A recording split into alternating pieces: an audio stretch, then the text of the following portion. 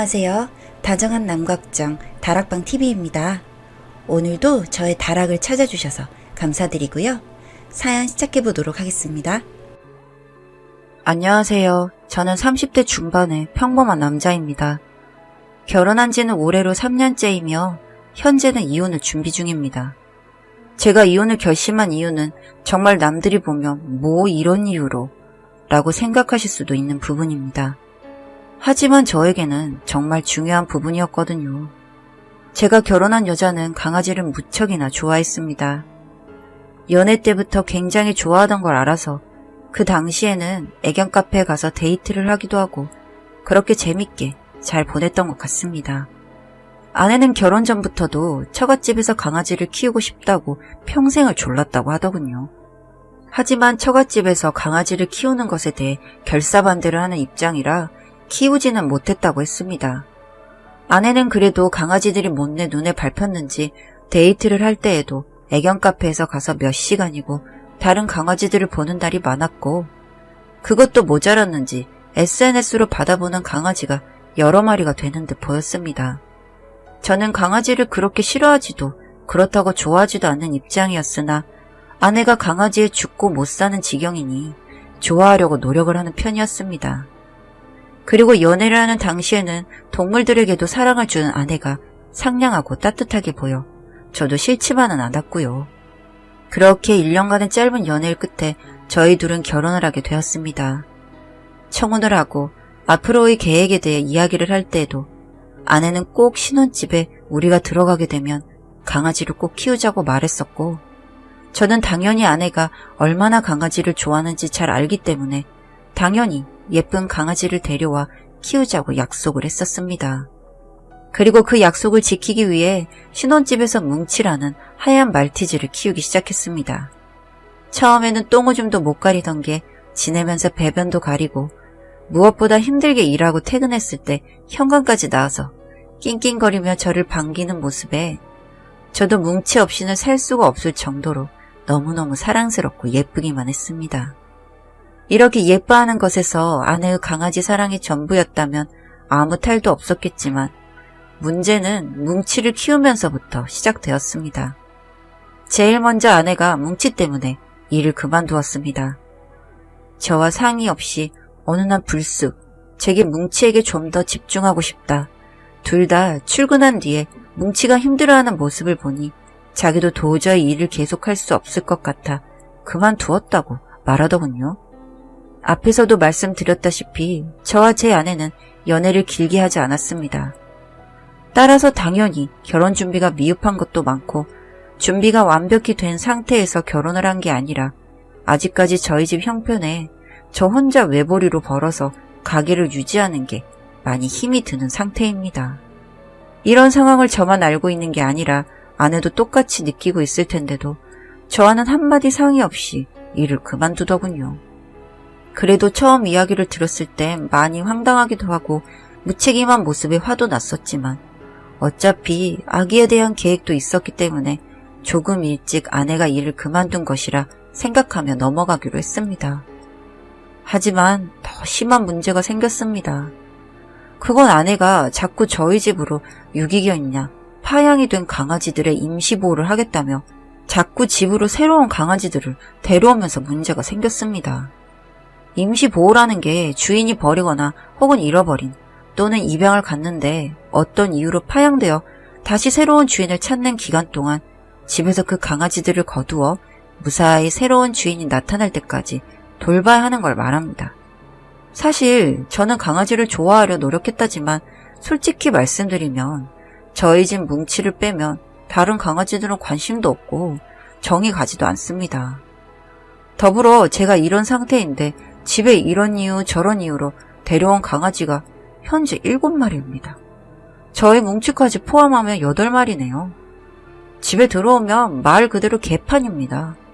매매로 사서 들어온 제 집도 아니고 전셋집에서 강아지들이 벽지를 뜯고 장판을 파고 벽 모서리에다가 마킹을 해대고 저녁이면 짖음도 심하니 도저히 제가 집에서 쉴 수 있는 상황이 아닙니다. 집이라 부르기 민망할 정도로 집을 엉망으로 만들고 개 짖는 소리에 민원까지 들어가 현재 저희 집에서는 제가 직접 흡음재까지 시공을 한 상태입니다. 도대체 무슨 생각으로 아내는 강아지들을 이렇게나 데려온 건지 저로서는 도저히 이해가 되지 않습니다. 진지하게 이야기도 해봤지만 사연 없는 강아지가 없다고 하나같이 불쌍한 상황을 아내가 도저히 모른 척 할 수가 없어서 데리고 왔다는데, 그러면 솔직히 데려온 것도 이해가 안 되지만 데려왔으면 케어라도 해야 하는 거 아닌가요? 8마리 강아지 모두 병원에 데려가고 목욕시키고 한 마리씩 산책시키는 것은 제 몫입니다. 아내는 그냥 제가 봤을 때 강아지들을 인형쯤으로 생각하는 것 같습니다. 작고 귀여운 것들이 돌아다니는 걸 보는 게 행복하지만 털을 빗기고 추운 겨울에 한 마리씩 옷 입혀서 산책을 데려나가고 더러운 게 몸에 묻는다면 씻기는 건 싫은가 봅니다. 솔직히 저는 이 모습에 아내에 대한 신뢰와 애정이 다 깨지더군요. 차라리 강아지들을 싫어해서 처음부터 데려오지 않았으면 그게 오히려 저 강아지들한테는 더 좋았을 거란 생각이 듭니다. 무책임한 사랑만 주는 사람보다는 제 생각에는 강아지들에게 훨씬 더 바람직해 보이거든요. 저도 이런 아내의 모습이 이해가 되지 않아 인터넷을 통해 비슷한 사례들을 검색해보니 비슷한 개념으로 애니멀 호더라는 게 있더군요. 긴 내용이 있었지만 간략하게 이해하기로는 무슨 동물들을 모으고 수집하는데 열중하면서 열악한 환경 속에서 미흡한 관리로 동물들을 학대하는 사람이라고 합니다. 저는 처음 이 개념을 알았을 때 아내가 번뜩 떠오르더군요. 당장 달려가서 아내에게 말했더니 저더러 아내를 정신병 있는 사람처럼 몰아가는 파렴치한 남편으로 생각하더군요. 저도 도저히 못 참겠어서 지금 당장 데려온 강아지들 빨리 입양 보내고 더 이상 강아지들을 데려오지 말라고, 만약에 이게 싫으면 이혼하는 거라고 으름장을 놓았더니 아내는 한술 더 떠서 이혼하자고 합니다. 저같이 동물을 사랑할 줄 모르고 아내를 정신병자처럼 모는 저와는 살지 못하겠다고 하네요. 자기는 지금처럼 강아지들이랑 행복하게 살 거니 저보고 나가랍니다. 도대체 이 이야기를 들으면서도 어처구니가 없었습니다. 누가 도대체 동물을 사랑할 줄 모른다는 건지? 저도 긴 말하지 않고 당장 이혼하겠다고 했습니다. 그리고 집의 강아지들을 사진으로 전부 찍었습니다. 그리고 엉망이 되어버린 집 내부 사진도 찍고 관리가 안 되어 보이는 모든 모습들을 사진으로 찍어 강아지를 데려온 보호소에 카톡으로 사진을 보냈습니다. 더 이상 이 여자에게 강아지 맡기지 말라고, 데려와서 이렇게 케어하는 건 쟤네들을 오히려 학대하는 거라고도 이야기도 했죠. 그리고 아내의 인스타 계정으로 들어가 사진을 올렸습니다. 평소 아내는 인스타를 통해서 소위 잘 나가는 셀럽 강아지들의 견주분들과 연락을 하며 지내는 걸로 아는데 아내의 이런 모습을 전부 까발렸습니다. 지금 저 강아지들은 매일이 고통인데 아내의 인스타 사진 속에서는 다들 행복한 모습의 사진만 찍혔더군요. 그래서 모조리 까발렸습니다. 책임없이 데려오기만 해서 학대하는 여자라고 글을 올렸습니다. 그리고 처갓집에 이야기를 하려는데 참 무슨 말을 해야 할지 한참을 망설였습니다. 결혼한 지 얼마나 되었다고 이혼을 하겠다는 말도 입에서 떨어지지 않고, 더구나 이혼을 하겠다는 이유가 강아지라니. 그래도 처갓집에 들러 이야기를 드렸습니다. 찍은 사진들도 보여드리고요. 사진을 보시기 전까지는 저를 이상한 사람 보듯이 바라보시더니 사진을 보시곤 장인어른께서도 말씀이 없어지시더군요. 강아지 노래를 부르던 아내가 지금 어떻게 지내고 있는지 막상 보니 할 말이 없으신 거겠죠. 사실 저는 이 사진을 동물보호협회나 방송국에도 제보를 하고 싶었습니다. 그 정도로 강하게 질책을 해야 아내도 뭔가 잘못되었다는 걸 느끼겠다 싶었거든요. 그래도 그런 짓 해봤자 제 얼굴에 침 뱉길 것 같아 차마 그렇게 하지는 못했습니다만 솔직히 지금도 하고 싶다는 생각이 드네요. 정말 결혼 전에는 이런 문제로 이혼까지 하게 될 거란 생각을 못했었는데 지금 그때로 다시 돌아간다면 이렇게 뻔히 보이는 문제를 왜 그땐 보지 못했는지 후회스럽기만 합니다. 이런 사단이 나는 중에도 뭉치던 제가 지금 본가로 데려와 지내는 중인데 너무너무 예쁘고 사랑스럽습니다. 그렇게 사랑스러울수록 아내가 더욱 용서가 되지 않고요. 자기 욕심을 채우려고 정작 제일 중요한 우리 뭉치가 케어도 받지 못하고 그런 열악한 환경에서 지내왔다는 게 더더욱 화가 나서 용서가 되지 않습니다. 보시기에 기껏 걔 때문에 이런 선택을 했냐 하실 수도 있을 것 같습니다. 하지만 깊이 살펴보면 제가 보기엔 아내는 이미 정상적인 어떤 선에서 벗어난 행동을 했던 게 아닌가 생각이 들었습니다. 인간은 모두 불완전한 존재이고 저 역시 그렇습니다. 그래서 의지해 가려고 아내와 결혼을 한 것이기도 하고요. 하지만 결국 제 결혼 생활은 그렇게 흘러가지 못했습니다. 첫 결혼 생활이 이렇게 마무리해야 하는 게 참 씁쓸하지만 저는 잘 지내보려고 합니다. 긴 글 읽어주셔서 감사합니다. 안녕하세요. 다정한 남각정 다락방TV입니다. 오늘도 저의 다락을 찾아주셔서 감사드리고요. 사연 시작해보도록 하겠습니다. 안녕하세요. 저는 30대 후반의 남성입니다. 전 어릴 적부터 아주 꼼꼼하고 깔끔한 성격이라 집안에서도 그런 점으로 유명했습니다. 정리정돈에는 타고난 소질이 있어서 어딜 가도 절대 어지르는 꼴을 본 적이 없으니까요. 남의 집이든 직장이든 그 자리에서 바로 치우고 보는 겁니다. 연구소에서 책임 연구원으로 일하고 있는데 직장 내에서도 그런 점은 타 부서에서도 이름이 알려져 있을 정도입니다. 그랬던 제가 소탈하고 털털하며 남자처럼 화끈한 성격의 여친을 우연히 만나서 연애를 하게 되었습니다. 헬스장에서 억지로 운동을 하고 있는데 탄탄한 근육에 잘 단련된 몸매의 여친이 한눈에 꽂혔습니다. 운동에 살고 운동에 죽는 사람처럼 과하게 헬스장에서 살길래 처음엔 거부감이 들었는데 술도 잘 마시고 저처럼 쪼잔한 라이프 스타일과는 다르게 뭐든 잘하고 못하는 게 없었습니다. 직장에서도 영업팀에 있는데 실적 1위로 포상금과 상패도 받아오는 일이 다반사였습니다. 그때는 그 모습이 너무나 존경스러웠습니다. 마치 인생의 롤모델을 보는 느낌이라고나 할까요? 원래 사람은 반대 성향의 이성에게 끌린다고 들었는데 실제로 제가 그랬습니다. 같이 드라이브를 갔다가 접촉사고가 났는데 상대방이 무리하게 진입을 한 게 원인이었습니다. 그런데 그들이 경찰을 부르겠다면서 저희들이 진로 방해를 했다는 둥 말도 안 되는 소리를 하면서 콩밥을 먹이겠다는 겁니다. 전 사지가 부들부들 떨렸고 이러다 정말 경찰서에 끌려가면 어쩌나 겁이 더럭 났습니다. 그때 제 여친이 나와서 딱 한마디로 상황을 종료했는데 그때 그렇게 멋져 보일 수가 없더군요.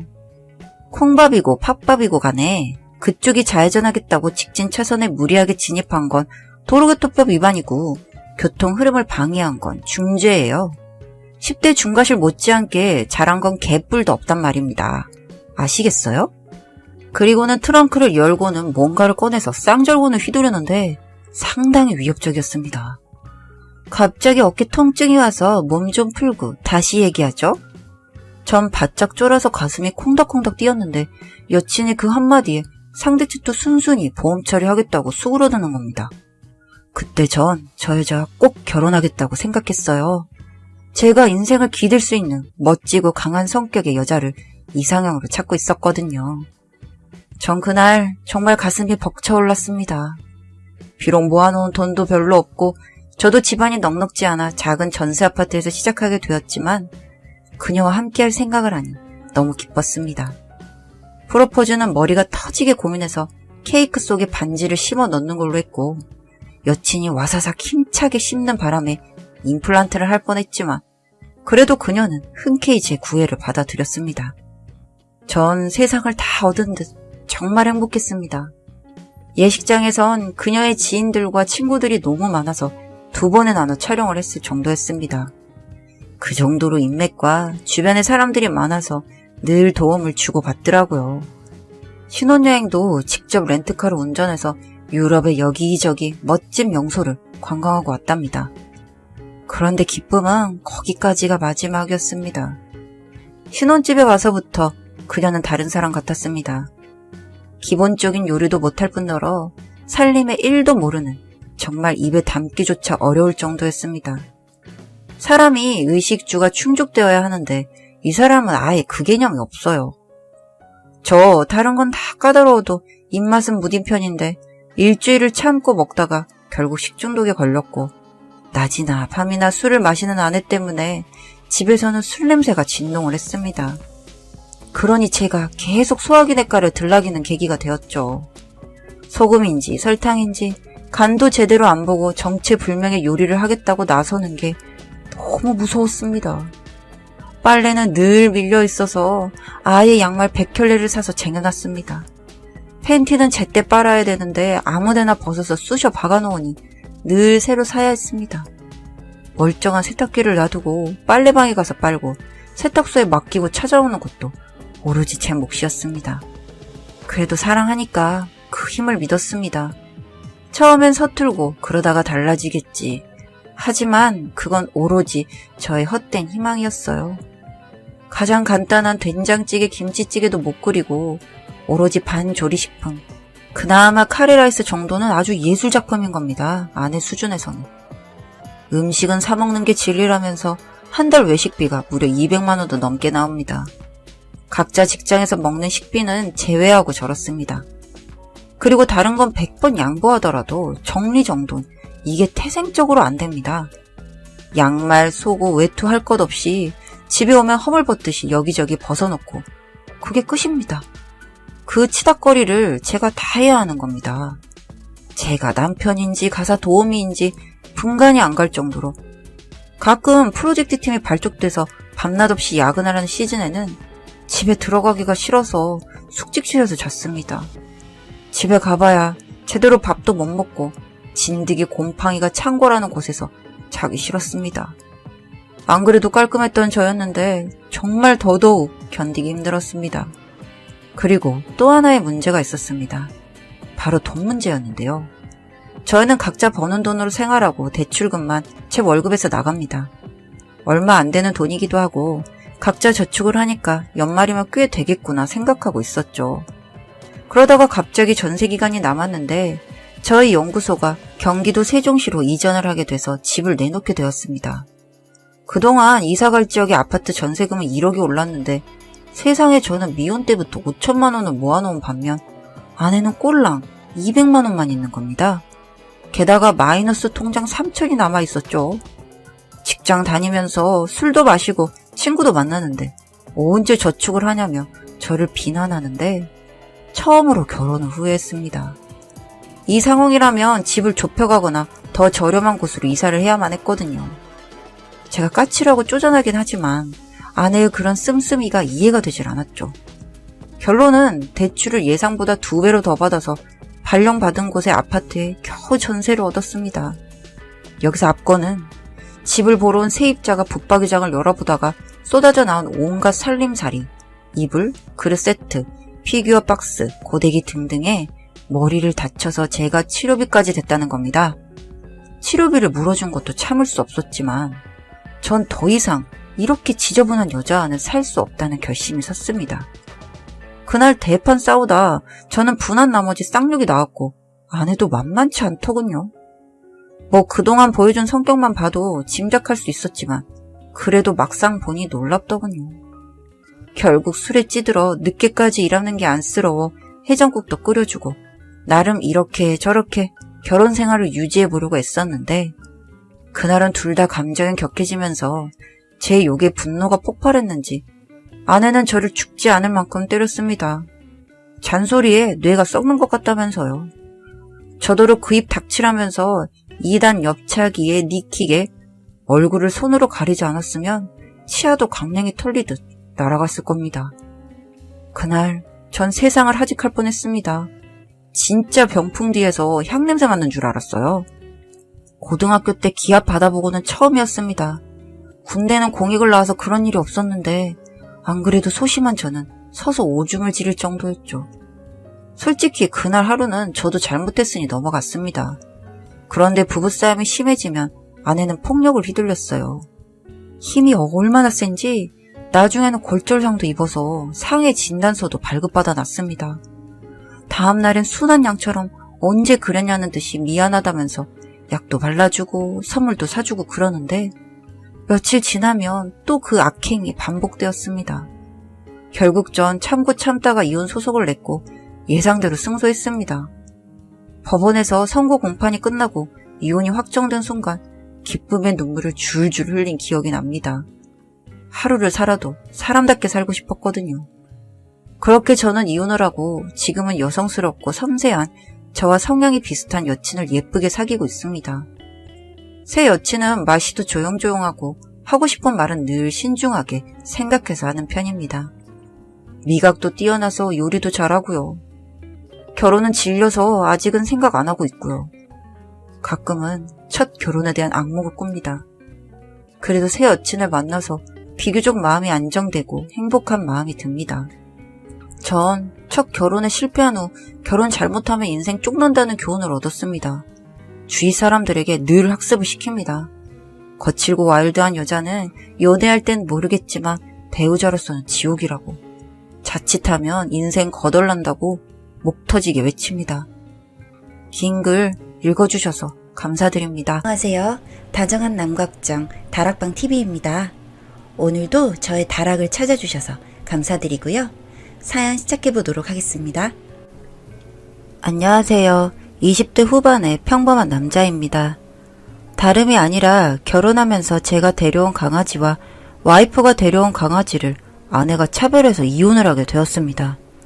이렇게 글로만 읽으신다면 조금 이해가 안 되실 것 같기도 한데 저와 아내는 원래 강아지를 키우며 애견 모임에서 처음 만난 게 계기가 되어 결혼까지 이어지게 되었습니다. 저는 3살 된 갈색 푸드를 키우고 있었고 아내는 1살 된 포메라니안을 기르고 있었는데 결혼을 서로 약속하면서 강아지 문제에 대해 이야기를 나눈 적이 있습니다. 당연히 서로 강아지를 너무 예뻐하고 강아지들 때문에 인연이 되어 결혼 후에도 각자 강아지를 데려와 키울 생각이었는데 아내는 아니더군요. 아내가 기르던 포메라니안, 이름은 사탕이입니다. 사탕이가 원래 질투도 많고 애견 카페에서도 다른 강아지들과 어울리지 못해서 결혼을 하면 제가 기르던 강아지는 본가에 두고 오는 것이 어떠냐고 묻더군요. 자기는 결혼을 하고 나서 같이 지내더라도 사탕이만 키웠으면 한답니다. 그 말을 듣는 저도 어처구니가 없어서 아내에게 버럭 화를 냈습니다. 제가 기르던 푸들, 이름은 찌개입니다. 찌개는 제가 직접 데려온 아이기도 하고 저희 집에서도 부모님께서 한사코 반대를 하셔서 정말 처음에 데려올 때도 몇 개월간은 부모님의 눈치를 봤습니다. 혹시나 우리 찌개가 집에서 자그마한 사고라도 친다면 부모님께서 당장 내다 버리라고 말씀하실 것만 같았거든요. 그래서 새벽마다 일어나 출근하기 전에 30분씩 산책도 시키고 찌개 밑에 들어가는 사료며 병원비, 접종비, 수술비 등등 한 번도 다른 누군가에게 기대지 않고 혼자 감당했습니다. 혹시 문제가 있는 강아지로 자랄까봐 사람들과 어울리기 싫어하는 제가 애견 모임에도 나가 친구를 만들어 주겠다고 주말마다 불편한 모임도 가지고 TV나 유튜브를 참고해서 훈련도 참 열심히 했습니다. 노력한 만큼 지금 어디에 우리 찌개를 내놓아도 똑똑하다는 소리를 듣는 아이입니다. 저도 이런 이유로 제가 데려온 찌개를 제가 반드시 책임져야 한다는 생각을 가지고 있었고 무지개 다리를 건널 때까지 무조건 제가 데리고 있을 생각입니다. 그런데 결혼을 약속한 아내가 마다하니 정말 화도 나고 답답하기도 하더군요. 그러면서 자기 강아지는 데려오겠다 하니 도저히 이해가 되지 않았습니다. 결혼 전부터 이 문제로 결혼을 한 해 만에 이야기까지 나오다가 결국에는 아내도 제 생각이 변치 않겠구나라는 생각을 해서 둘 다 데려오기로 약속을 했습니다. 그 뒤로 결혼까지는 별일 없이 순탄하게 흘러갔습니다. 그래도 막상 제가 키우던 아이가 아닌 사탕이를 찌개와 똑같이 대하기는 어렵더군요. 사탕이의 경우 간단한 안자 정도만 할 수 있고 어릴 때 산책을 많이 못 나간 탓에 사회성도 조금 떨어진 아이였습니다. 그래도 저는 찌개를 키우면서 강아지들은 모두 충분히 사랑을 받아야 하고 너무너무 착하고 예쁜 친구들이라는 걸 알기에 주말마다 좋은 곳에서 산책도 하고 맞벌이라는 저희 부부의 상황 때문에 평일에 2번 정도는 애견 유치원에서 도움을 받기도 했습니다. 틈틈이 훈련하는 건 기본이고요. 아직 사탕이의 경우 나이가 어려서 그런지 저를 금방 따르기도 해서 3개월이 지나서부터는 제 강아지라는 생각이 들더군요. 그치만 아내는 찌개가 자기 강아지처럼 느껴지지 않았나 봅니다. 찌개의 경우 어느 정도 나이가 있는 상태에서 왔기 때문에 집에 있더라도 꼭 제 곁에서 떨어지지 않으려고 하고 아내와 단둘이서 집에 남겨지면 하울링도 하고 그랬나 봐요. 그러다 보니 아내는 찌개와 같이 있는 걸 불편해하기도 하고 집에 있더라도 사탕이만 끼고 살았습니다. 저는 오히려 서로 정을 붙이려며 각자 자기가 데려온 강아지들에게는 관심을 덜 주고 무뚝뚝하게 행동해야 한다고 말을 했는데도 아내는 사탕이가 눈에 밟힌다며 한사코 사탕이만 끼고 돌더라고요. 그러다 보니 찌개도 점점 제게 더 집착을 하게 되고 강아지들끼리 질투도 있었습니다. 사실 이 정도까지만 해도 이유는 생각도 안 했을 텐데 진짜 문제는 아내가 너무 노골적으로 찌개를 싫어한다는 게 문제였습니다. 일단 먹는 것부터 이야기하자면 사탕이는 지금 1kg에 4만 원이 넘는 고급 사료를 먹고 있습니다. 그 외에도 아내는 저 몰래 소고기나 영양식 같은 걸 먹이다가 들킨 적도 있고요. 자기 강아지에게 좋은 거 먹이고 싶은 건 누구나 마찬가지 아닐까요? 구태여 그걸 저에게도 숨겨서 사탕이에게만 먹이는 모습을 우연히 봤을 때 괜히 먹는 걸 가지고 그러니 더 짜증이 났습니다. 사료도 사실 저희 집이 맞벌이를 하지 않으면 안 될 정도로 형편이 넉넉하지 못한 상황인데 1kg에 4만 원이 넘는 사료를 먹인다는 게 말이 됩니까? 제가 찌개에게 먹이는 사료보다 2배가 넘는 가격의 사료를 먹이면서도 아내는 사탕이가 입맛이 까다로워서 이 사료가 아니면 밥을 먹으려 하지 않는다며 오가닉 제품의 사료만 먹이고 있습니다. 이 글을 읽으시는 분들께서는 째째하게 사료 조금 더 비싼 거 먹이는 걸 그걸 가지고 유난을 떠냐고 말씀하실 수도 있을 것 같습니다. 하지만 제 입장에서는 생활비를 쓸 때도 일일이 계산기를 두드려가며 써야 하는 상황에서 그것도 자기 강아지만 비싼 사료를 먹여야 한다고 우기는 아내를 보면 정말 정이 떨어집니다. 먹는 것뿐이 아닙니다. 산책을 할 때도 아내는 찌개를 산책시키지 않습니다. 제 직업은 매일은 아니지만 그래도 일주일에 한두 번은 야근을 하는 회사인데 그럴 땐 아내가 강아지들을 산책시킵니다. 평소에는 둘이서 같이 산책을 시키고요. 원래 그것도 아내는 산책을 다니지 않으려고 했는데 제가 반드시 하루에 한 번 30분 이상은 산책을 시켜야 한다고 엄포를 놔서 결혼 이후에나 산책을 다니게 되었습니다. 그렇게 시작한 산책인데 아내는 찌개 말고 사탕이만 산책을 시킵니다. 오히려 아내는 당당하게 이야기를 하더군요. 찌개가 자기랑 있으면 산책을 안 가려고 한다. 자기 집에만 있으려고 하니 산책을 가기 싫어하는 것 같다. 그래서 자기는 사탕이만 산책을 시킨다고 합니다. 사탕이와 아내가 집을 나서면서 찌개가 얼마나 저를 찾았을지 그리고 이렇게 차별을 받으며 산다고 하니 저도 울컥해서 아내에게 소리를 질렀습니다. 그랬더니 아내는 저보고 와이프에게 소리나 지르는 미친놈이라네요. 산책이 무슨 대수냐는 아내의 모습이 정말 징그러웠습니다. 그리고 가장 이혼을 결심하게 된 큰 이유는 아내가 저 몰래 찌개를 때리는 모습을 봐서입니다. 제가 샤워를 하고 나왔을 때 찌개가 뭘 잘못했는지 모르겠지만 배를 까고 누워있고 아내가 손가락을 튕기며 찌개의 코를 때리는 모습을 봤습니다. 깨갱깨갱 거리는 소리를 저는 샤워를 하느라 못 들었나 봅니다. 문을 열자마자 소리가 나서 그쪽을 쳐다보니 2번을 그렇게 때리더라고요. 평소에 찌개를 차별하는 모습 때문에 아내에게 항상 불만이 가득했던 저는 이성을 잃고 아내를 밀쳤습니다. 뭐하는 짓이냐고 소리를 지르니 찌개가 제 다리 뒤로 와서 숨더군요. 괜찮은가 싶어서 가까이서 코를 봤더니 몇 번을 맞았는지 콧등이 빨갛게 되어서 콧물은 마구 흐르고 있고 진짜 아내에게 미친년이라며 소리를 지르고 난리를 쳤습니다. 아내도 덩달아 흥분을 해서는 성큼성큼 걸어서 찌개의 배를 차더군요. 이깟 개새끼 때문에 우리 사이가 이렇게 되었다고 소리를 바락바락 지르는데 찌개는 배를 맞고 풀썩 쓰러졌습니다.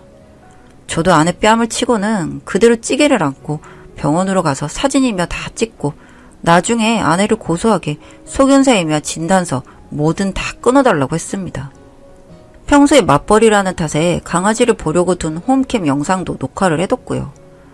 그리고 홈캠 영상에는 사탕이야 편하게 누워있는 아내의 모습, 그리고 찌개가 본인 집 밖으로 나오려 하자 찌개를 잡아서 집에 억지로 넣는 모습, 그리고 겁에 질린 찌개가 배변 패드에 가기도 전에 소변 실수를 하는 순간 뛰어와서 찌개를 걷어 차버리는 아내의 모습들을 볼 수 있었어요.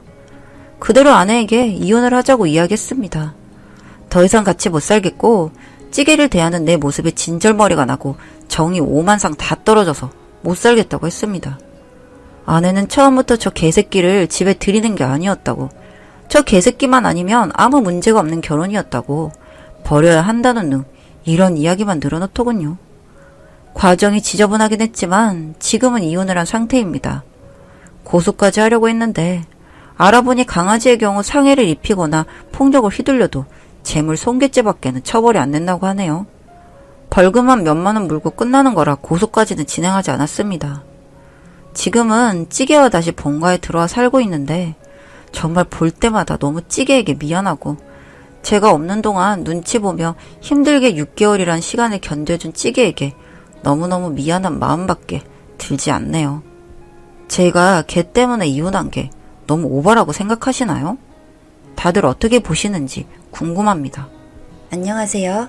다정한 남각장 다락방 TV입니다. 오늘도 저의 다락을 찾아주셔서 감사드리고요. 사연 시작해보도록 하겠습니다.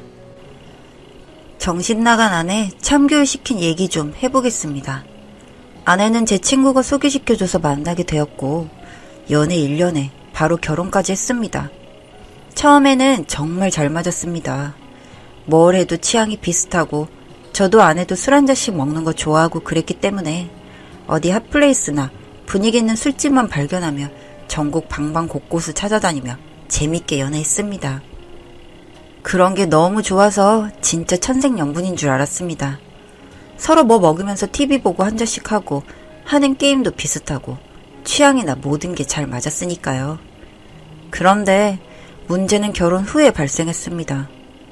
이 사람이 저랑 있을 때는 안 그런데 친구들과 나가 놀면서 술만 먹으면 술이 취한다는 것이었습니다. 처음에는 그리 심각한 수준까지는 아니었습니다. 근데 날이 지나면 지날수록 심해져서 나중엔 어디 나간다고만 해도 겁이 날 지경이었습니다. 늘 데리러 가는 건 제 몫이었고 인사불성 된 적도 허다하고요. 저희가 어린 나이에 결혼한 건 맞습니다. 제 나이 28살, 아내 나이 25살이니까요. 아무리 그래도 결혼하면 정신을 좀 차려야 할 텐데 전혀 그런 것이 없었죠. 같이 노는 친구들이 다 미혼이고 그렇다 보니 이해하려 해도 힘든 부분이 많았습니다. 저도 친구들이 있고 나가서 먹는 거 좋아하기에 처음에는 서로 그런 부분에 대해서 어느 정도 자유롭게 하자고 합의를 봤었는데 그것 때문인지 도가 너무 지나쳐서 술 취해 친구 자취방에서 잔 적도 많고 그냥 온라인으로 놀다 들어온 적도 있습니다. 애를 좀 낳으면 괜찮으려나 싶어서 임신하자고 말해도 오빠 나이 34면 그때 갖자고 자꾸 회피하더군요. 저랑도 거의 반주하다시피 하는데 나가서까지 저렇게 퍼대니 건강이 걱정되기도 했습니다. 아니나 다를까 25살 여자가 지방과 수치가 어마어마하게 나오더군요. 회사도 뭐가 그리 자유분방한지 쉬는 날도 많고 되려 그런 부분이 더 미쳐 날뛰게 했죠. 그러던 어느 날엔 놀러 나간다고 나갔는데 저는 출장 와 있는 상태라 걱정이 많이 되더군요. 아니나 다를까 12시 정도 되니 연락도 잘 되고 친구들 일일이 전화하니 한 명이 겨우 봤더니 거의 초토화 수준이고요. 아내는 뻗어서 그냥 술집에 누워 있었습니다. 진짜 열받더라고요. 당장 집에 보내라 하니 뭐라 하는 거야 하면서 끊고요. 그냥 이건 뭐 친구 남편이 아니라 아직 어려서 그런지 남자친구 정도로 생각을 하는 것 같고 예의도 너무 없고요. 그날 계속 집에 안 들어가고 그렇게 있을 것 같아서 도저히 잠도 안 오고 강원도까지 출장 갔는데 3시간 넘게 운전해서 일단 왔습니다. 있다던 술집에 가니 없더군요. 다시 친구들한테 전화 돌리니 한 친구가 받긴 받았는데 엄청 시끄러웠습니다. 클럽인 것 같아서 시내에 있는 클럽 다 뒤져서 결국 찾아는 냈죠. 그냥 그 자리에 앉아서 자고 있는데 남자들 엄청 찝쩍대고 있더군요. 그거 보니 눈이 뒤집혔습니다. 바로 들쳐업고 집으로 왔죠. 뭐 인사불성인데 말해봐야 안 될 것 같다 일단 재우고 저는 밤새고 다시 운전해서 갔습니다. 일 마치고 진짜 졸린 눈 부벼가며 집에 오니 누워있더군요. 앉혀놓고 얘기했습니다. 이런 식은 안 된다고요. 이건 결혼 생활이 아니라 사귀는 사이에도 이렇게 하는 건 실례인데 원래 안 그러던 애가 왜 그러냐고 하니 원래 이랬는데 오빠 때문에 안 한 거였고 근데 친구들이 다 젊어서 같이 놀려면 어쩔 수 없이 그런 상황이 벌어진다고 변명하더군요.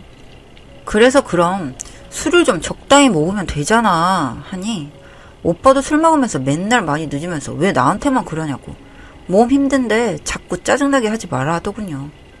진짜 이 여자를 어떻게 하지 싶었습니다. 생각해보니 집이 엄청 엄해서 저랑 사귀는 기간에도 외박한 적 한 번 없고 술도 적당히 마셨는데 그게 다 아버지 무서워서 그랬던 것 같았습니다. 장인어른이 군인인데 진짜 지독한 가부장이시거든요. 근데 결혼하고 자유로우니 완전 고삐가 풀려버린 듯 했습니다. 제가 뭐 어떻게 할 수 있는 부분이 아니었죠. 며칠 잠잠하나 싶더니 또 친구들 만나러 간다고 하더군요. 진짜 욕 나와서 나가지 말라고 경고를 했는데 그냥 무시하고 나가기에 따라가서 대판 싸웠습니다. 그랬더니 그 핑계대고 나갔습니다. 집에 있기 싫다고요. 진짜 오늘은 끝장을 봐야겠다 싶어서 몰래 따라갔습니다. 술집 들어가서 어찌나 오래 있는지 3시간 기다렸습니다. 나오더니 나이트 가더군요. 뭐 제가 뭐라 하면 또 친구들 때문에 어쩔 수 없이 갔다고 할 것 같아서 그냥 또 지켜봤습니다. 2시간쯤 지나니 남자 한 무리랑 나와서 술집 들어가고 저도 배고파서 근처에서 햄버거 하나 먹으며 기다리고 있으니 멀리서 봐도 이미 맛 가서 테이블에 이마 받고 있었습니다.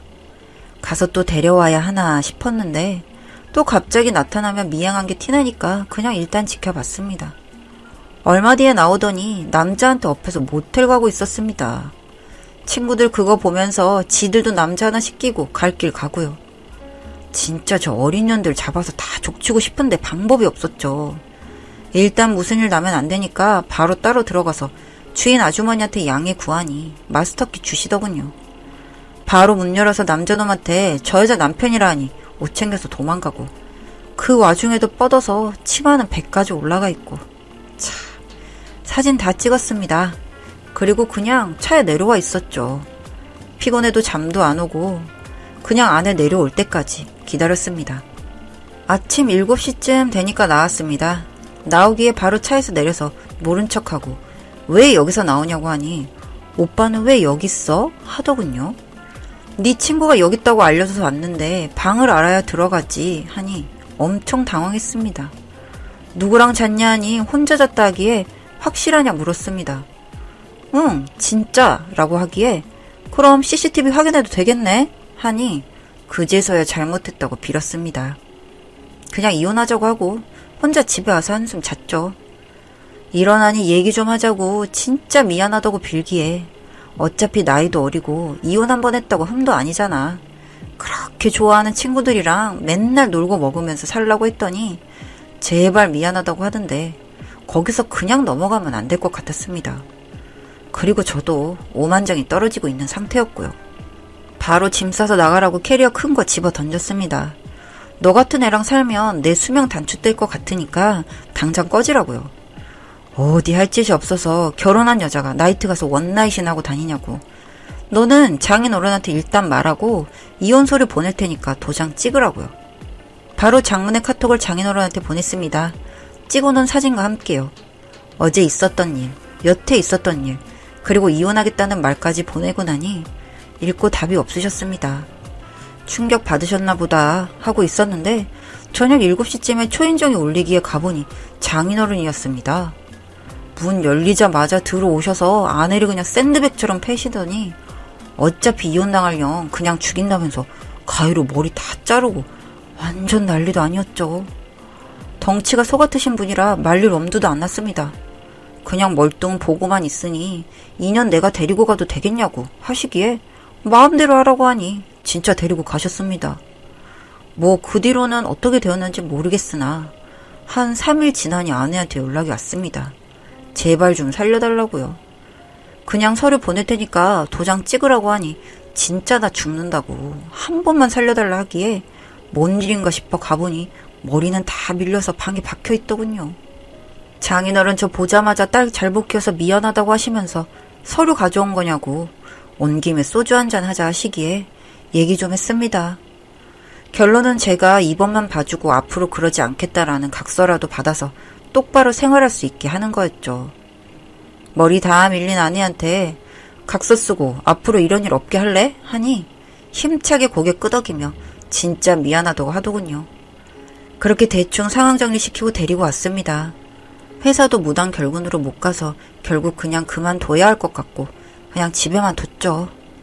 그 사탄의 친구들은 눈치 있는지 없는지 자꾸 나오라고 꼬시는데 머리 밀린 건 말도 못하고 계속 몸 안 좋다고 핑계대기에 똑바로 말하라고 했습니다. 앞으로 그냥 아예 그렇게 놀 일 없다고요. 그러니 마지못해 또 그렇게 카톡 보내더군요. 풀린 고삐 잡는 데는 군인 아버지가 최고였습니다. 아직도 아내는 지가 그날 술 먹고 다른 남자랑 잔 줄 알고 있습니다. 그거 미안해서 저한테 엄청 잘하고요.